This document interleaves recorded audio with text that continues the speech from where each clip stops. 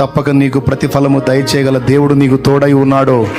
ఒకవేళ ఇప్పుడు నీకు ప్రశ్నగా ఉండొచ్చు, నీ పరిస్థితులు ఒక క్వశ్చన్ మార్క్ లాగా ఉండొచ్చు, తప్పనిసరిగా సమాధానం వస్తుంది.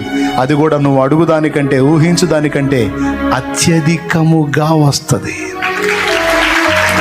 వచ్చిన నాడు నువ్వే చెబుతావు, నాకు సాతాను వశానికి అప్పచెప్పుకోవద్దు. చిన్న చిన్నగానే దెబ్బతీస్తుంటాడు, చిన్న చిన్నవి చేపించి కొంచెం కొంచెంగా వశపరుచుకుంటాడు. ఒకనాటికి పూర్తిగా వాడు వశపరుచుకుంటాడు. వాడికి అవకాశం ఇవ్వద్దు.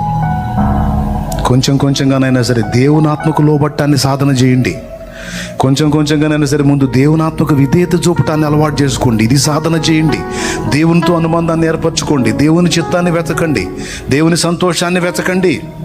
దేవుని సహవాసాన్ని వెతకండి. ఆయన దొరుకుతాడు నీకు. ఆయన దొరుకుతాడు. ఆయన సన్నిధి దొరుకుతుంది.